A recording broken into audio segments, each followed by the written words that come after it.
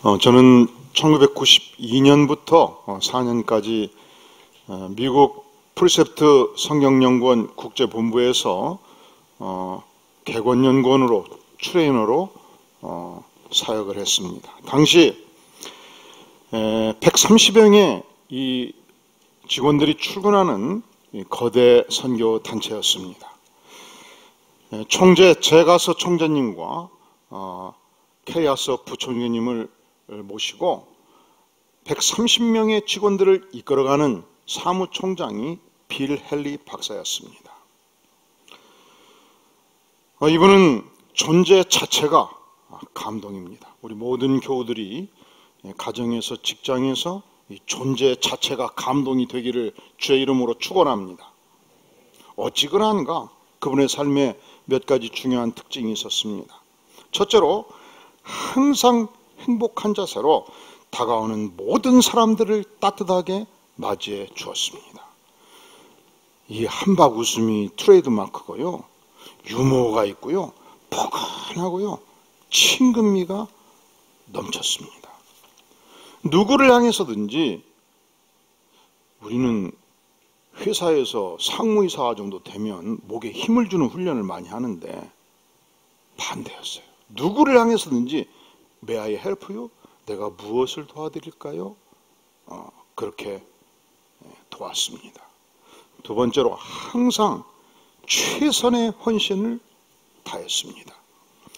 이러한 거대 선교단체를 이끌어가면 출근 직원만 130명이면 우리 교회가 죽전 광교 코로나 이전에 800명 교우들 1100명이 이르러도 출근 직원은 4명, 5명밖에 안 돼요. 그런데 130명이면 이 거대 단체거든요. 얼마나 엄청나게 많은 업무들이 폭주하겠습니까? 그런데 한 사람 한 사람을 최선을 다해서 미소를 잃지 않고 도왔습니다. 어떻게 그 많은 사람들을, 어떻게 그 많은 업무들을 아우르면서 이 기쁨을 유지할 수 있을까? 가히 기적의 인물이었습니다. 세 번째로 그는 함께 일하는 사역자들의 헌신과 장점들을 깊이 알고 끊임없이 격려하였습니다. 제가 3년의 사역을 마치고 불가피하게 한국으로 철수하기로 결정했을 때 그는 미국 국제본부의 모든 수뇌주들을 소집해서 진심 어린 송별전을 열어주셨습니다. 그리고 아주 감동 어린 감사장을 패를 만들어서 전달해 주었습니다. 영상으로 한번 띄워볼래요? 근데 잘 안 보이지요? 실물을 내가 갖다 놨어요.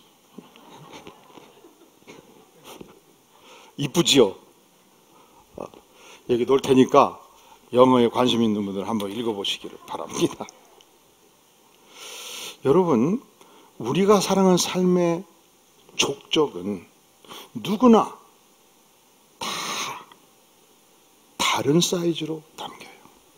우리가 한 해를 정리할 때에 단지 시간적으로 연말되었다, 한 해가 끝냈다 이렇게 정리할 수 없죠. 우리가 하나를 정리할 때 내 삶에서 맺은 인간관계의 네트워크를 정리할 필요가 있습니다.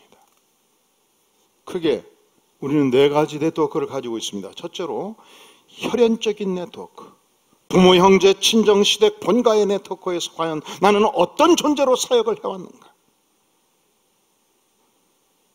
기적의 감동 어린 인생을 살았는가를 묻습니다. 두 번째, 이 직장의 네트워크에서 여러분들이 출근하시는 분들은 내일 나의 동료, 상사, 부하, 연관 부서, 하청업체, 협력업체, 그리고 반대로 상청업체, 이 갑을관계 속에서 나의 인격은 어떻게 투영되고 있었는가 살펴야죠. 세 번째, 사회적 관계의 네트워크가 있습니다. 아파트 부녀의 각종 통호의 관계 속에서, 그리고 고교 동창, 대학 동창, 동창과의 관계 속에서 내 인격은 어떻게 투영되고 있는가. 마지막으로 교우 관계에서 내가 이 교회에서 주님을 사랑하는 주님을 섬길 때 나의 사랑하는 성도들은 그들을 향해서 나의 인격은 어떻게 투영되고 있는가. 그런데 올해만큼은 코로나19로 인해서 우리의 관계가 아주 협소해졌습니다. 많이 정리가 되었습니다. 여러분, 좁으면 깊지요. 송곳같이 아플 수 있어요, 관계가. 아니, 많은 직장에서, 가족관계에서 호소하는 고통의 소리가 메아리치고 있습니다. 이 관계의 고통, 관계의 아픔, 이 관계의 통증 속에서 우리가 우리 자신을 어떻게 살필 것인가. 그래서 올 한 해를 마무리할 때 12월 한 달 전체의 설교가 축복의 인간관계예요. 제가 24년 만에 이 주제 설교를 성경 본문과 아울러서 주제 설교를 최초로 다루는 거예요. 왜냐하면 그만큼 우리의 관계가 아플 수 있기 때문에. 그래서 여러분, 인간은 누구나 개성이 있습니다. 까다롭지 않는 사람이 없습니다. 까다로운 사람들 가운데서 하나님의 행복을 함께 누리는 이 아름다운 관계의 교향곡을 어떻게 우리가 만들어낼 것인가. 그러려면 관계의 고통이 올 때 외부에서 찾으면 결코 우리는 완성될 수 없습니다. 관계의 고통이 올 때 자기 자신의 내면 세계를 마치 현미경으로 보듯이 하나님의 말씀의 교훈을 따라서 깊이 자신을 성찰하는 한 달이 될 수 있기를 간절히 바랍니다. 빌 헨리 박사, 그가 사무총장으로서 130여 명의 직원들을 이끌어갈 때 왜 그 인생의 중심을 향해서 고통을 주는 자가 없었겠습니까? 왜 이 업무가 헝클어지는 고통이 없었겠습니까? 왜 이 사역과 사역이 충돌할 때 조정해야 되는 이 고통이 없었겠습니까? 그는 어떤 상황 속에서도 예수님이 주신 인생의 행복과 영혼의 기쁨을 빼앗기지 아니한 것입니다. 아니, 놀랍게도 나중에 알았던 사실은 그 어떤 사람보다도 극복할 수 없는 인생의 시련, 남모르는 고통을 안고 그는 씨름하고 있었습니다. 그의 둘째 아들은 귀에 이상이 있었어요. 그래서 보통 사람이 듣는 소리로 말하면 천배 만배로 들리기 때문에 정상적인 삶을 살 수가 없었습니다. 그는 퇴근하면 바로 집으로 가서 이 사랑하는 아들을 돌봅니다. 작은 목소리로 돌봅니다. 특수한 방음 시설의 방을 만들어줍니다. 인생의 가장 큰 고통을 안고 살아가는 아들의 고통을 함께 나누면서 그는 출중한 인격의 사람으로 바꿔지고 있었습니다. 여러분, 우리가 관계 속에서 누리는 어떤 가시가 내가 그 사람을 만났기 때문에 우주보다 더 큰 인생의 고통이 그 사람의 존재로 말미암아 내 인격을 주께서 빚어가십니다. 완성된 인격으로 만들어 가십니다. 그분의 가시로서의 존재가 내 인생의 가장 큰 축복을 누리는 비결이 될 수 있습니다.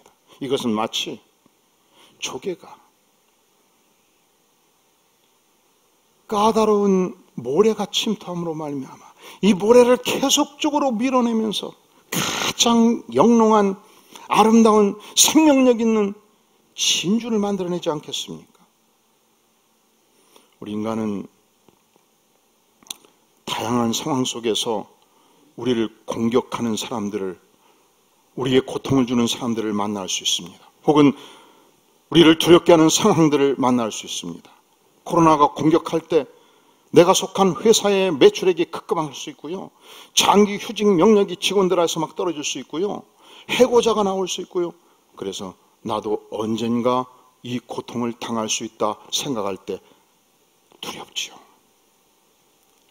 또 이렇게 어려운 상황을 살아갈 때 사람들은 날카로워집니다. 그래서 고통을 주고받습니다. 인간에게 가장 무서운 존재는, 가장 어려운 존재는 사실은 사자가 아니에요. 호랑이가 아니에요. 돈이 아니에요. 환경이 아니에요. 사람이 무섭습니다.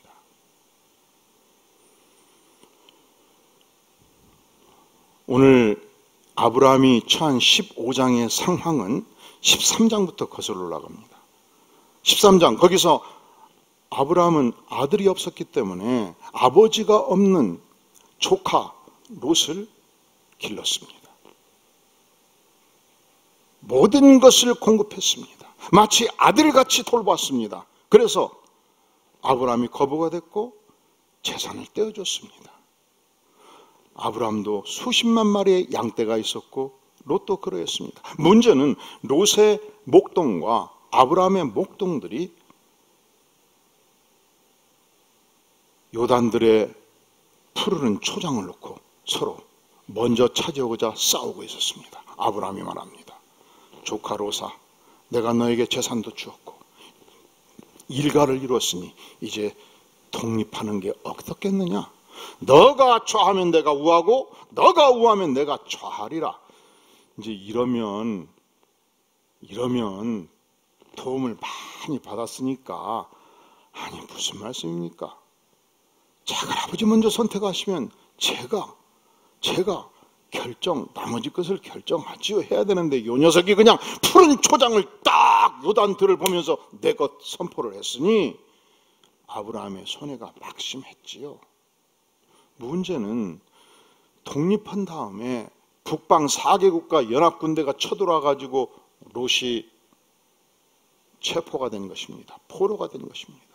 그리하여 아브라함은 3명이 이 각각 100마리씩 양떼를 돕던 것을 한 명에게 300마리를 맡기고 2명을 차출했습니다. 그렇게 318명의 목동들을 차출해서 군사훈련을 시켜가지고 야밤에 4개국과 연합군대 적진 깊숙이 들어가서 포로된 조카 롯, 유일한 혈육 조카 롯, 지상에서 하나님으로부터 부름받고 하나님의 음성을 함께 나누었던 하나님의 사람 조카 롯을 드디어 구출해 낸 것입니다.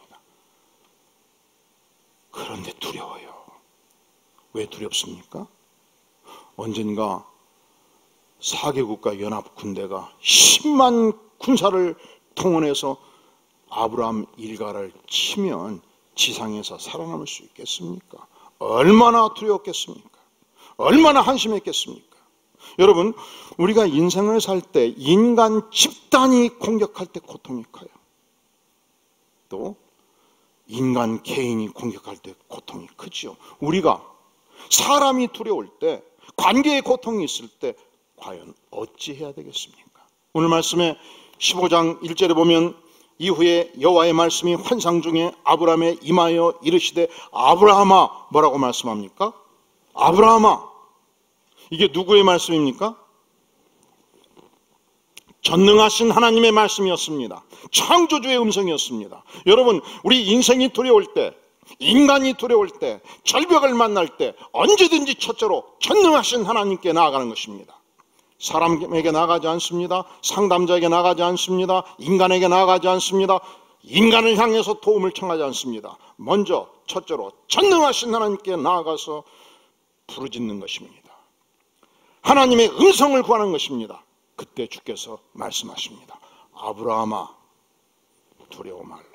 아브라함아, 내니 두려워 말라. 나가 누굽니까? 전능하신 하나님이십니다. 창조주십니다. 창조주의 권세로 내가 두려워 말라. 내가 너와 함께한다. 내니 두려워 말라.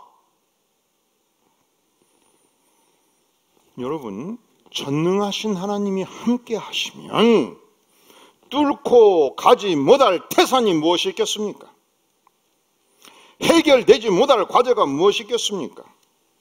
사랑하시는 성도 여러분, 여러분이 내일 출근했는데 나의 상사가, 나의 부하가, 나의 동료가 나를 모함하고 나를 질타할 때에, 혹은 코로나가 덮쳐서 내 사업체를 송두리째로 뒤흔들 때, 앞이 캄캄할 때 우리가 어떻게 해야 되겠습니까? 언제든지 전능하신 하나님께 나아가는 것입니다.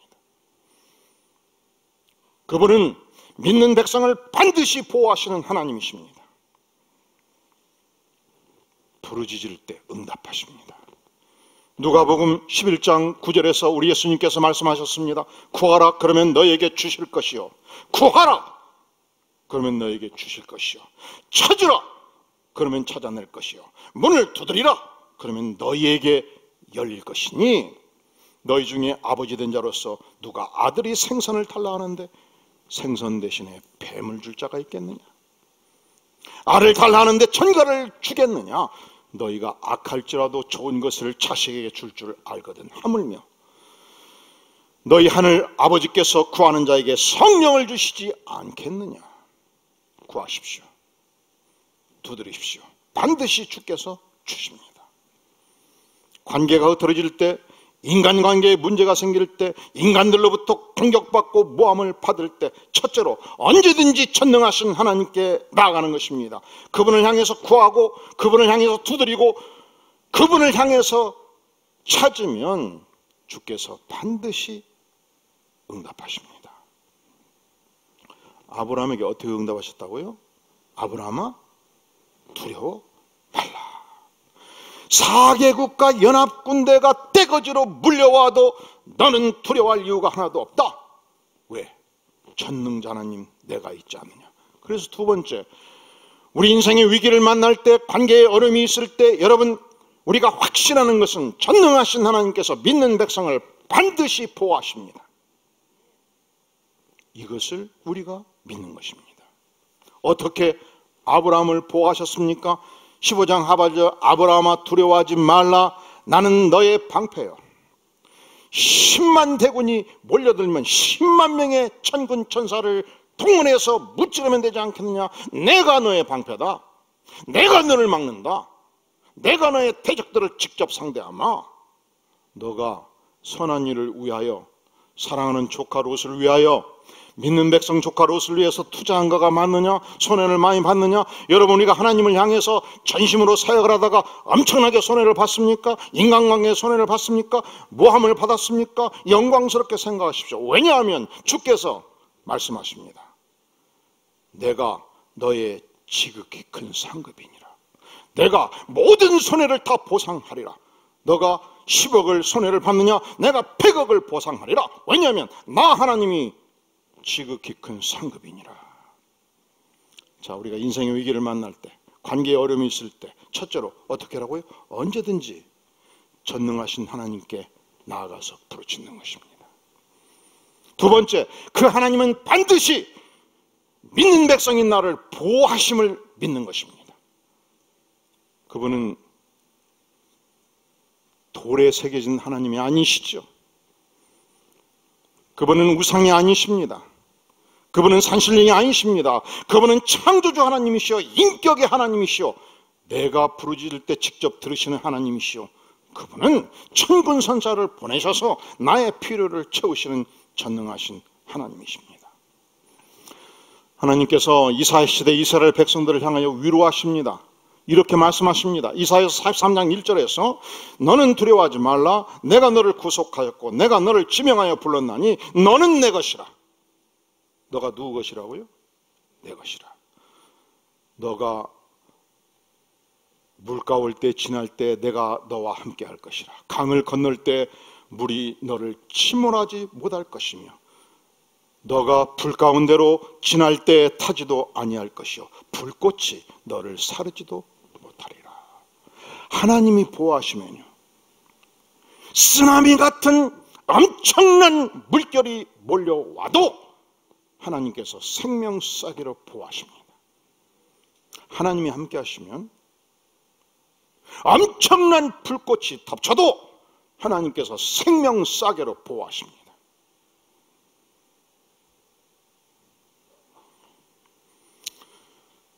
자, 이것이 아브라함이 가졌던 현상적인 문제, 표피적인 문제, 눈에 보이는 문제였어요. 그가 조카 롯을 위해서 엄청나게 물질적인 손해를 받지요. 피해의식이 있죠. 그의 인생 문제였어요. 표피적인 문제. 만약에 10만 군대가 몰려오면 몰살당하지요. 그 인생의 표피적인 문제, 눈에 보이는 문제였어요. 아니, 그 인생의 본질적인 문제가 따로 있었습니다. 이 하나님의 음성을 들었을 때 그런 인생의 본질적인 문제를 하나님을 향해서 협의합니다. 고백합니다. 도움을 요청합니다. 오늘 말씀에 2절에 보면 아브라함이 이르되 주 여호와여 무엇을 내게 주시려나이까? 나는 자식이 없사오니 나의 상속자는 이 다메섹 사람 엘리에셀이니이다. 아브라함이 또 이르되 주께서 내게 씨를 주지 아니하셨으니 내 집에서 길린 자가 내 상속자가 될 것이니이다. 그 인생의 본질적인 문제가 뭐라고요? 그는 인생 마지막을 향해서 갑니다. 그는 노년을 향해서 갑니다. 그런데 자식이 없었습니다. 이 많은 재산과 가신들을 누가 돌봐야 되겠습니까? 이 다메스커스 출신 가장 신실했던 몸종 엘리에셀, 하나님 그를 이제 후계자로 삼고 이제 인생 후반부를 정리하고자 하니 하나님 그 길밖에 없지 않습니까? 하나님께서 나에게 아들을 주시지 않으니 이 길밖에 없지 않겠습니까? 그때 주께서 말씀하십니다. 아니다. 엘리에셀은 너의 상속자가 아니다. 너가 아무리 나이가 많았고 아들을 낳는 것이 불가능할지라도 나 하나님이 너에게 반드시 아들을 주리라. 얼만큼 줄 것인가? 야밤에 주께서 아브라함의 손목을 이끌고 쌀이면 밖으로 나갑니다. 하늘의 무별을 봐라. 무별이 10만 개냐 100만 개냐 너의 몸에서 날짜가 이와 같은 엄청난 후손들을 낳게 되리라. 하나님 내가 그것을 어떻게 믿으라고 그 말씀을 하십니까? 알았다. 그러면 잡아라. 3년 된 암소를 잡아라. 여러분 소는요 3년 되면 다 커버려요. 그것을 하루 종일 두쪽을 내는 거예요. 아니 부족하다. 3년 된 암염소를 잡아라. 9절 여호와께서 그에게 이르시되 나를 위하여 3년 된 암소, 3년 된 암염소, 3년 된 수양과 산벼들기와 쥐벼들기 새끼를 가져와서 두쪽을 내라는 거예요. 하루 종일 두쪽을 냈습니다. 여러분 소를 한 마리 칼로 잡으면요 온몸이 피투성이고요 바닥은 얼마나 피바다가 되어서 질척거리겠습니까? 3년 된 소를 저쪽에 놓고 한쪽은 이쪽에 놓고 3년 된 암염소를 저쪽에 놓고 한쪽은 이쪽에 놓고 다 칼났어요. 그런데 이것은 동방 사회의 계약 제도를 이해해야 이해할 수 있는 본문입니다. 예를 들어서 강모 권사님이 100억짜리 빌딩이 있는데 김모 사장이 사기로 했어요. 그러면 빌딩을 나한테 주면 100억을 준다는 얘기 아니겠습니까? 근데 빌딩을 접수하고 돈을 30억밖에 안 주고 나머지는 열흘에 준다더니 열흘도 안 주고 1년 후도 안 주고 문제 생기지 않겠습니까? 그래서 우리는 다 이런 계약을 할 때는 법무사 동원하고 공인중개사 동원하고 심지어 변호사까지 동원해가지고 계약서를 정밀하게 작성하지 않겠습니까? 인감도장 찍고 인감도장이 딱 맞는가 인감증명서고 몇 번 또 대조하지 않습니까? 그럴 필요가 그때는 없었어요. 둘이서 소 한 마리를 잡는 거예요. 그러면 소 한 마리 한쪽 이쪽에 놓고 소 한 마리 한쪽 저쪽에 놓고 둘이서 손잡고 걸어가는 거예요. 응? 알았지? 내 빌딩 가져가고 100억 안 내놓으면 너 인생이 이렇게 되는 거야. 아, 이거 무서운 계약이네. 이게 어떤 계약이에요? 생명을 담보하는 계약이에요. 증인도 필요 없어요. 그런데 하나님께서 3년 된 암소를 잡아라. 두 쪽을 내라. 3년 된 수양을 잡아라. 두 쪽을 내라. 만약에 하나님께서 아브라함의 손을 잡고 걸어가시면 후손을 내는 이 일에 아브라함과 하나님이 같이 엄청나게 노력을 해야 돼요. 만약에 하나님께서 홀로 지나가시면 반드시 하나님은 이 언약을 그 하나님의 절대적인 권세로 이행하시는 것입니다. 우리 다 함께 17절 말씀 봉독하겠습니다. 시작. 해가 져서 어두울 때 연기나는 화로가 보이며 타는 횃불이 쪼갠 고개 사이로 지나더라. 전능하신 하나님, 그 하나님께서 횃불로 상징되어서 홀로 유유하게 쪼갠 고개 사이를 지나가셨습니다. 그리고 전능자 하나님께서 아브라함에게 이삭 아들을 주셨고 이삭의 아들 야곱을 주셨고 그 가문을 통하여 다윗의 왕국을 주셨고 다윗의 왕국을 통하여 예수 그리스도를 우리에게 주셨습니다. 예수님이 누구십니까? 전능하신 하나님이십니다. 우리 전능하신 하나님께서 아브라함에게 인생의 가장 본질적인 문제를 해결해 주신 그분께서 사실은 예수 그리스도를 통해서 우리 인생의 근본 문제를 해결해 주십니다. 그분은 우리가 기도할 때, 우리가 부르짖을 때 우리 인생의 표피적인 문제를 해결해 주시죠. 우리를 만나주시죠. 우리를 반드시 보호하시죠. 여기서 멈추지 않습니다. 우리 죄악이 많아서 하나님을 만날 수 없을 때 우리 주님께서, 예수 그리스도께서 이 땅에 오셔서 온몸에 물과 피를 쏟으며 인생이 두 쪽이 나셨습니다. 예수님 자신이 언약의 보증이 되셨습니다. 그리고 내 인생의 모든 죄가를 도말하셨고 하나님과 나 사이에 막힌 담을 헐어주셨고 죽음에 갇힌 인생, 허무에 갇힌 인생, 절망에 갇힌 인생을 해방시켜 주셨고 부활하심으로 영생의 축복을 우리에게 허락해 주셨습니다. 우리와 함께 오랫동안 신앙생활을 했던 박영성 선교사님이 얼마든지 국내에서 편안하게 직장인으로 살릴 수 있었지만 그가 왜 이 대한민국을 박차고 어둠의 땅, 이 모슬림의 땅 오만을 향해서 가야만 했습니까? 주께서 나에게 베풀어 주신 이 사랑이 너무 커서 십자가의 피 흘리심으로 온몸을 두 쪽을 내시고 구원하신 이 본질적인 인생의 문제를 해결하신 예수 그리스도의 은혜 앞에 그는 과감하게 어둠의 땅을 향하여 나를 구원하신 주님의 은혜가 그 땅에 임하기를 소망하며 떠났지 않겠습니까? 오늘 우리는 우리 자신을 향해서 묻습니다. 내가 지난 1년간 가족 공동체에서, 직장 공동체에서, 사회 네트워크 공동체에서, 심지어 교회 공동체에서 나와 막힘의 관계가 있었던 영혼이 누구였는가 묻지 않을 수 없습니다. 내 인생에 두려움을 주었던 영혼이 누구였는가 묻지 않을 수 없습니다.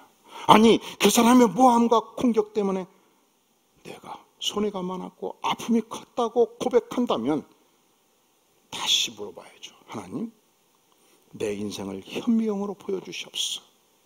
그리고 하나님, 내가 이 상황 속에서 내 자신을 발견하기를 원하며 진정 하나님께 그 영혼의 축복을 위하여 간절히 기도했는가? 이 문제의 해결을 위하여 하나님께 부르짖어 기도했는가? 내가 천명하신 하나님께 온전히 나아갔는가? 물어봐야죠. 만약에 그렇다면 주께서 음성으로 들려주셨습니다. 만약에 그렇다면 주께서 반드시 사랑하는, 하나님을 사랑하는 그 인생을 향하여 보호의 손길을 내밀었을 것입니다. 아니, 단지 내가 고백하고 요청했던 그 문제만 해결해 주신 것이 아니십니다. 그분은 내가 안고 있는 인생의 가장 큰 근본 문제까지, 본질적인 문제까지 해결해 주시는 주님. 그리하여 지상에서 내가 누릴 수 있는 인생의 평안과 기쁨과 행복을 보장할 뿐만 아니라 그 어떤 인간관계 속에서도 빼앗길 수 없는 천국의 평화를 사는 날 동안 내 생애를 향하여 보장할 뿐만 아니라 내가 달려갈 길을 다 마쳤을 때 우리 주께서 천군 천사를 동원해서 영원한 천국, 생명의 왕국으로 주께서 우리를 인도하십니다. 기도하시겠습니다. 영광의 주님, 그렇습니다.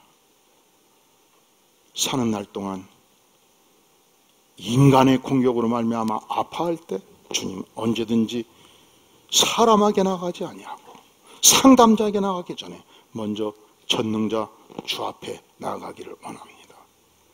주의 보호하심을 믿기로 작정합니다. 그리고 주님, 내 인생의 모든 죄가를 토말하신 주님께서 내 인생의 평화와 영혼의 기쁨을 보장해 주실 줄로 믿고 영생의 축복을 주신 것을 확신하며 이 시간 주 앞에 나아가오니 하나님, 사랑하는 모든 백성들의 심령 속에 이 은혜를 넘치게 부어 주시옵소서. 예수님의 이름으로 간절히 기도하옵나이다. 아멘.